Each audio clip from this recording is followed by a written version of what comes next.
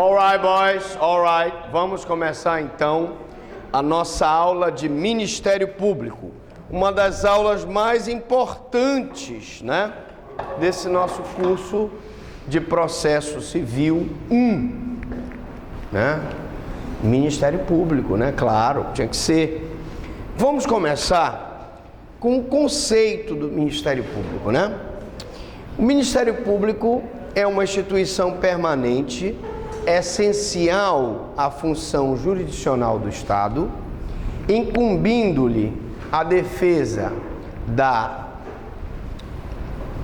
ordem jurídica, do regime democrático, dos interesses sociais e individuais indisponíveis. Primeiro, uma instituição permanente, junto com os três poderes, Poder Judiciário, Poder Executivo e Legislativo. Ele compõe, junto com a Defensoria Pública, OAB, as funções essenciais à jurisdição do Estado. A jurisdição, o Poder Judiciário não pode exercer a sua jurisdição sem a intervenção do Ministério Público. Incumbe-lhe a defesa da ordem jurídica. E aí, ordem jurídica é a lei. É o ordenamento jurídico, o conjunto de normas que regulamenta a conduta do indivíduo em sociedade. Por isso que se diz que o Ministério Público é um órgão que fiscaliza a lei. Do regime democrático, o Ministério Público atua na defesa do regime democrático, quando, por exemplo, na eleição, ele atua desde a habilitação do candidato no processo eleitoral, até no processo de impugnação, até no processo de impugnação de mandato eletivo ou ação contra aquela pessoa que foi eleita e abusou do poder econômico, etc.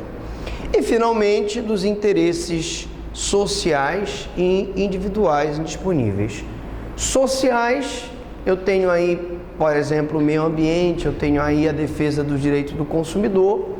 E individuais indisponíveis, eu poderia citar aqueles casos em que o Ministério Público ingressa com a ação civil em defesa da pessoa que é portadora de deficiência, aquela pessoa que precisa de uma cirurgia, aquela criança que precisa de um medicamento, é aquele adolescente que precisa ser matriculado na escola. Enfim, nós temos aí interesses individuais indisponíveis.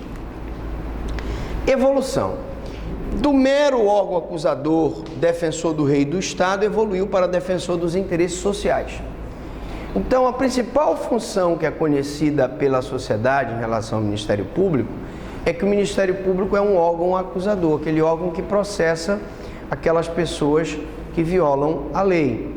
É bem verdade que vocês devem conhecer o Ministério Público como parquet. E essa palavra parquet, ela vem do francês, que significa banquinho. Isso porque os promotores baixinhos, branquinhos, subiam no banquinho para falar a ordem do rei. Naquela época, o Ministério Público defendia o interesse do rei e do Estado. Modernamente, ele não representa mais nem o interesse do Estado, nem o interesse das partes. Ele defende o interesse da sociedade. Quem faz a defesa do Estado? Procurador do Estado. Quem faz a defesa da União? É a Advocacia Geral da União. Ele atua na defesa da sociedade em defesa de interesses sociais individuais indisponíveis. Natureza jurídica. Na Constituição, ele não está inserido em nenhum dos poderes do Estado. Portanto, o Ministério Público não é um poder, como o Poder Judiciário, como o Poder Legislativo ou como o Poder Executivo. Ele faz parte do capítulo denominado das funções essenciais à Justiça. E quando eu digo função essencial à Justiça, é que naqueles processos em que a atuação do Ministério Público seja obrigatória, eu preciso, então, da sua intervenção sob pena de nulidade absoluta do processo. Ele promove a execução das leis e, nessa parte, ele exerce a atividade administrativa, portanto. Bom, vamos para os princípios, né? princípios institucionais do Ministério Público. O Ministério Público tem a unidade, que é o primeiro princípio, a indivisibilidade.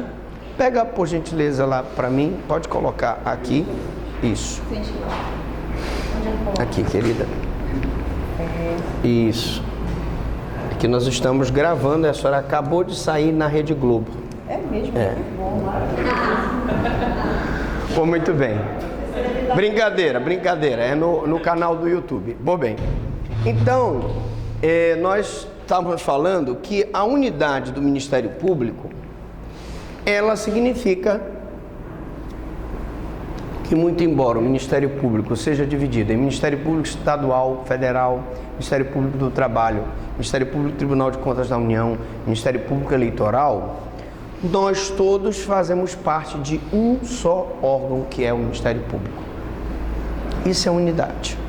Indivisibilidade significa que seus membros podem ser indiferentemente substituídos uns pelos outros. A indivisibilidade me permite que, por exemplo, muito embora titular de uma promotoria que não seja uma promotoria do Tribunal do Júri, eu possa amanhã ir fazer um júri no lugar de um colega. Mas preste atenção, não é da minha cabeça que eu vou pegar e vou fazer um júri. Eu tenho que pedir autorização ao meu procurador-geral, ele vai expedir uma portaria e eu, através dessa portaria, estou legitimado para oficiar no Tribunal do Júri. Caso assim não seja, eu, como não tenho atribuições para atuar no júri, eu não poderei fazê-lo. Logo, essa indivisibilidade permite que membros possam ser substituídos uns pelos outros. Agora prestem muita atenção. Sendo eu titular de uma promotoria como São Sebastião da Boa Vista, não pode simplesmente um colega chegar lá em São Sebastião e dizer: olha, agora eu vou fazer um processo aqui no lugar do Franklin. Não posso. Na verdade, ele poderá fazê-lo quando eu estiver de férias ou de licença, porque ele é um promotor de outra promotoria, tem outra atribuição que não a de São Sebastião da Boa Vista. Lógico, se eu entrar de férias e pelo princípio da indivisibilidade, ele poderá ir lá e nas minhas férias me substituir. Tudo pautado numa portaria que lhe conceda essas atribuições. Independência funcional. Minuto para o café.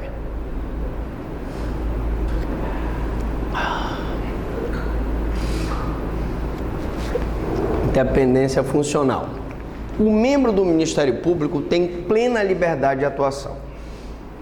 Significa que, se o promotor de justiça receber um inquérito e verificar que não existem provas naquele inquérito, ele pode, por exemplo, pedir absolvição. Pode? Pode.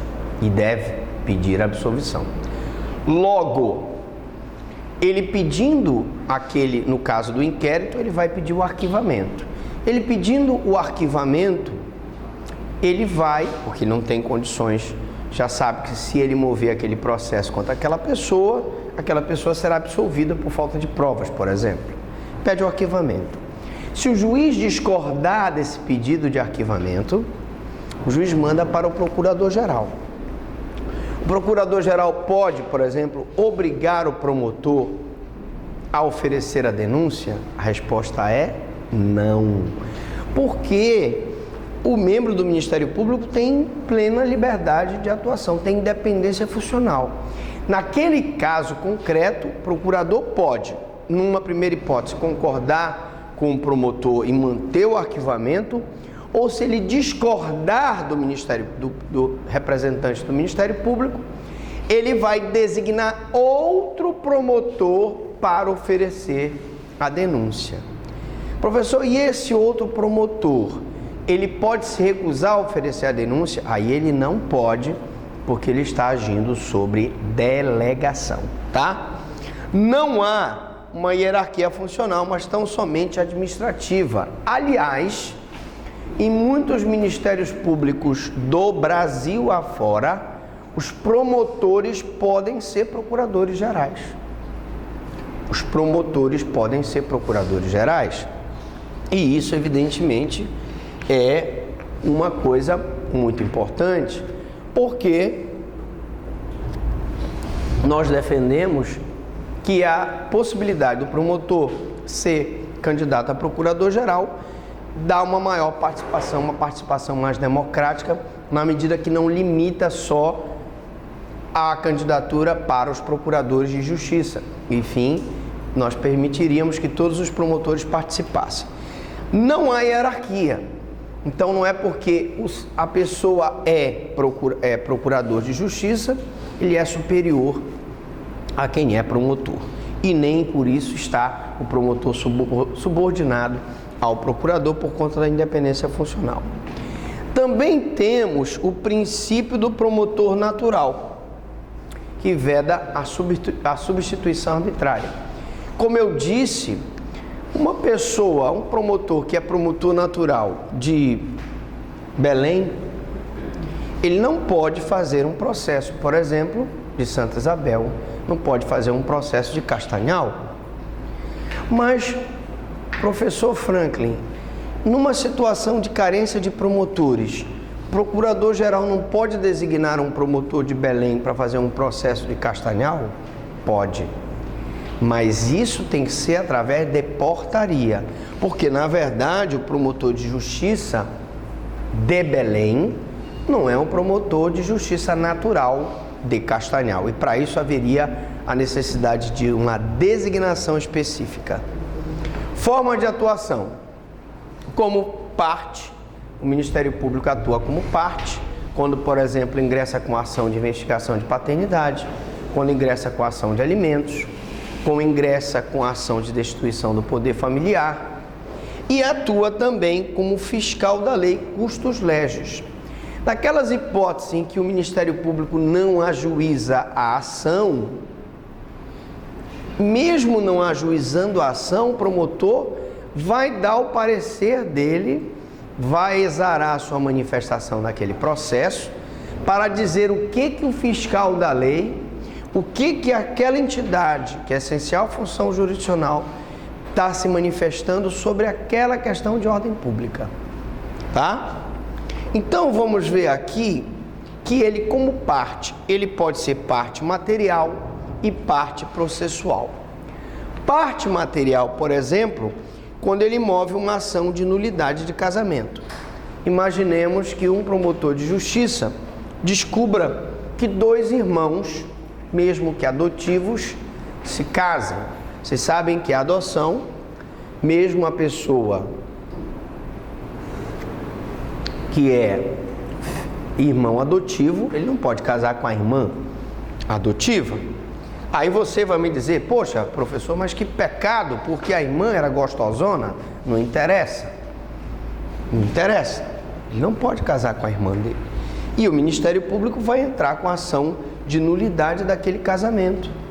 Como, por exemplo, numa averiguação de paternidade, em que o suposto pai é chamado, não reconhece a paternidade, o Ministério Público vai entrar com a investigação de paternidade. Como, por exemplo, numa situação em que a pessoa não está pagando os alimentos para a criança e a mulher vai lá, a mãe, e diz, olha, seu promotor, o pai não está pagando e tal, ele vai entrar com a ação de alimentos. Mas também ele pode ser parte processual. Oi, pô, não, diga. Faça a pergunta, quem foi? Nesse caso, por exemplo, especificamente da investigação de paternidade, a promotoria se confunde com a defensoria? Tá, vamos lá, boa pergunta. Professor, há uma diferença entre a Defensoria Pública e o Ministério Público? Há. Nesse caso específico, existem alguns juízes e alguns colegas promotores que querem apequenar a função do Ministério Público, forçando a que o Ministério Público só se manifeste como fiscal da lei e jogando para a Defensoria a interposição da ação. Existe esse movimento, sim, tá? Nós não somos contra a atuação da Defensoria, mas se eu, como Ministério Público, eu mesmo posso mover a ação, por que eu vou mandar para a Defensoria Pública? Vou te dar um exemplo concreto. Com todo respeito à função da Defensoria, e eu tenho maior admiração pelos defensores, mas em alguns lugares a Defensoria não está estruturada. Então, por exemplo, quando eu era promotor de Coraci, nós tínhamos o 129. A pessoa ligava para a Defensoria, 129, e agendava uma entrevista com o defensor. Vamos supor que nós estivéssemos no mês de agosto. Ele ligava em agosto e só conseguia uma audiência para novembro, dezembro. Como é que tu pode conceber que aquela pessoa que é pobre, que está com uma situação às vezes de urgência, espere 6 meses, 5 meses, 3 meses para resolver aquele problema? Então, se dava para o representante do Ministério Público ajuizar a ação de forma mais célere, e quando a população de Coraci percebeu que podia se valer do representante do Ministério Público, ela procurava a promotoria, que naquele momento, daquela organização, daquelas instituições, ela se mostrava mais célere. Agora, o defensor público, ele atua sempre na defesa das pessoas que têm carência financeira, que são pobres no sentido da lei. E o Ministério Público tem essa atuação voltada para os interesses individuais indisponíveis. Então, alimento é individual, indisponível. Reconhecimento de paternidade é individual, indisponível. Mas nós sofremos com juízes que não aceitavam que o Ministério Público entrasse com a ação e recomendavam que a Defensoria entrasse com a ação. Muitas das vezes, me desculpem a minha franqueza, porque eles sabiam que se eles encaminhassem para a Defensoria, ia demorar mais para que aquela ação chegasse nas mãos dele. A nossa preocupação ali, repito, era atender o cidadão, porque o Ministério Público nós recebemos, nossos vencimentos são pagos pelo cidadão que paga imposto, e a gente tem a obrigação de prestar um serviço de qualidade e com celeridade. Mas existe sim a diferença. Mas eu falava sobre a parte processual, que é o substituto processual. Nós vimos nas aulas passadas, em vários momentos, que o Ministério Público, como substituto processual, ele ajuiza a ação em nome próprio para a defesa de direitos alheios. Então, por exemplo, você precisa de uma cirurgia. Você, no primeiro momento, o promotor não vai, e a gente não aconselha isso, chegar logo entrando com a ação. Não. Nós primeiro oficiávamos a Secretaria Municipal de Saúde, oficiávamos a Secretaria Estadual, nós ligávamos, para a secretária, ver se dava para resolver administrativamente aquele problema. Muitas vezes conseguíamos, mas em algumas tantas nós não conseguíamos. E aí eu vou deixar você morrer precisando da cirurgia, eu vou deixar você, criança, sem um remédio essencial, você que sofre de diabetes e precisa da insulina, eu vou deixar você que precisa de uma vaga numa escola pública e está sendo cesseado, eu vou deixar você que é pai de uma criança que é portadora de síndrome de Down e que aquela diretora não quer matricular aquela criança sem um atendimento. Então nós entramos como parte processual, substituto processual, em nome próprio, em defesa do direito das outras pessoas.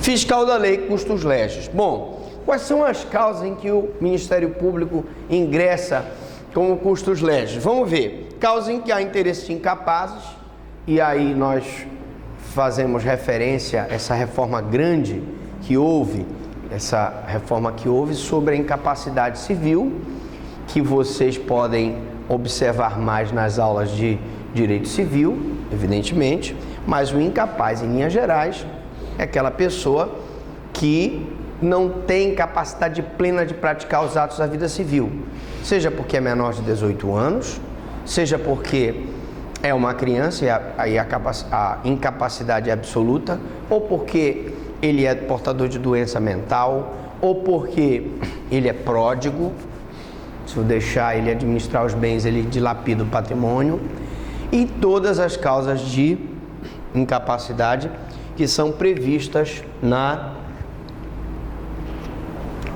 lei. Agora, além das causas em defesa dos incapazes, eu tenho causas concernentes ao estado da pessoa. Então, por exemplo, uma ação de nulidade do casamento, ela é muito importante porque ela se relaciona diretamente ao estado da pessoa. Se aquele casamento for anulado, aquela pessoa vai se tornar solteira e, consequentemente, aquele suposto segundo casamento vai elidir a caracterização de um crime de bigamia. Lembram da história do seu Miguel, que namorava com a Rita ali? Lembram? Não contei aqui? Ele tinha um primeiro casamento em Castanhal, depois ele foi para São Sebastião, casou-se de novo, 2 filhas do primeiro casamento, 2 filhas e uma amante. Um belo dia, a filha descobre que ele tinha se casado de novo, só que ele já movia uma ação de anulação do casamento em Castanhal. Se o juiz de Castanhal anula o primeiro casamento, ele não é bígamo do segundo. Então há um interesse realmente no estado de pessoa que justifica a atuação do Ministério Público. Poder familiar. Poder familiar, gente, é o conjunto de poderes que os pais exercem sobre os filhos. Uma aluna me disse: professor, poder familiar é guarda. Preste atenção, guarda. Ela é um dos poderes familiares. Porque a guarda é o poder de ter a posse de fato daquela pessoa. Poder familiar vai muito além, o poder de educar, o poder de alimentar, o poder de exigir obediência. Esse é o poder familiar. Ora, quando é que um pai e uma mãe é destituído do poder familiar? Quando, por exemplo, pratica o abandono material, pratica o abandono moral, pratica o abandono intelectual. E o que é isso, professor? O abandono material é privar aquela criança da alimentação básica. O abandono moral é você expor aquela criança a um ambiente imoral, quer seja colocando aquela criança numa casa de prostituição, quer seja colocando aquela criança para trabalhar em jogos de azar. E o abandono intelectual, ele é a não matrícula da criança em idade escolar sem motivo justificado.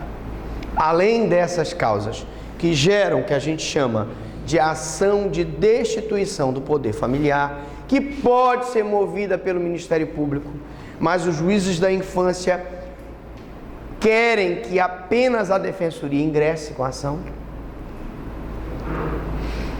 Ela vai ser movida também contra o pai que, por exemplo, maltrata o filho, tortura o filho, expõe o filho em situação de risco, como, por exemplo, oferece bebida alcoólica, oferece droga para o filho, ou manda o filho vender na rua droga ou outras coisas mais. São situações que ensejam questões referentes ao poder familiar e que vão regulamentar e exigir a presença do Ministério Público. Curatela, interdição e curatela. O que é interdição e curatela? A pessoa é interditada porque não pode praticar os atos da vida civil. É um louco, é um pródigo. Nessa situação ela vai ser interditada e vai ser nomeado um curador que vai administrar a vida daquela pessoa. Então, quando eu respondia pela promotoria de família, isso bastante no interior, nós íamos para a audiência, né? E que íamos ouvir aquela pessoa que ia ser interditada. O cara chegava lá, ele não falava nada. Ele falou: seu nome? Quantos anos o senhor tem? Mas tinha que ouvir, porque é obrigatório, na interdição e curatela, a pessoa ser ouvida. Casamento. E aí tudo que se fala de casamento. O Ministério Público não só funciona na habilitação de casamento, né? Ele se manifesta, dá o parecer na habilitação de casamento, como também qualquer causa de anulação do casamento, se ele não for a pessoa que propõe a ação, ele vai funcionar necessariamente como custos legis, né? Declaração de ausência, procedimento de jurisdição voluntária. O cara morreu, não se encontrou o corpo, vamos declarar a ausência dele. Eu quero aproveitar a ausência para contar a história do maior caso de erro judiciário do Brasil, que aconteceu em Minas Gerais. Os 2 irmãos foram presos porque supostamente teriam matado um cidadão. Não foi encontrado o corpo do cidadão. Eles foram mandados para a cadeia, e aí peia neles, praticaram sevícias, tortura, maus tratos, violaram sexualmente os 2. Um, inclusive, morreu de tuberculose, salvo engano, na própria cadeia. E 20 anos depois aparece lá a vítima, Vivinha da Silva. Ei, mas o senhor está vivo? Ele disse, estou. Mas o senhor foi... 2 pessoas foram condenadas porque o senhor supostamente tinha morrido. Disse, mas eu não tenho culpa. Não me perguntaram nada, eu estava aqui na cidade e parece que era um município próximo que ele estava. Nunca foi encontrado. Depois ele voltou. Então, a família dessas pessoas moveu uma ação contra o Estado por erro judiciário, evidentemente. Mas havia já uma declaração de ausência, que o próprio Ministério Público já tinha dito, olha, morreu. Por exemplo, o caso do Ulisses Guimarães, quem vai dizer que o Ulisses está vivo?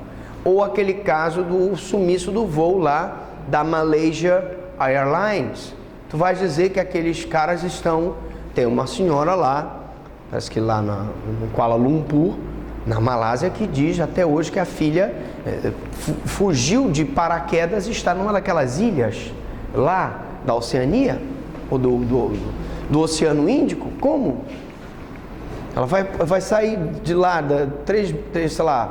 8, 10 mil metros de altura, de paraquedas, ela congela toda, né? 56 graus abaixo de zero, lá em cima. Mas enfim, vamos deixar para lá.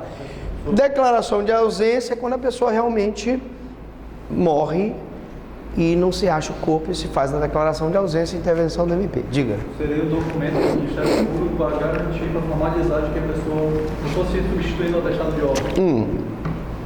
Na verdade, não é um documento do Ministério Público. Aqui eu estou dizendo que ele não funciona como quem entra com a ação, mas ele funciona nesses processos todos como quem vai dar a manifestação, o parecer dele, para dizer se, por exemplo, a curatela foi feita de acordo com a lei, para dizer que se a declaração de última vontade foi cumprida. O de cujos deixou um testamento.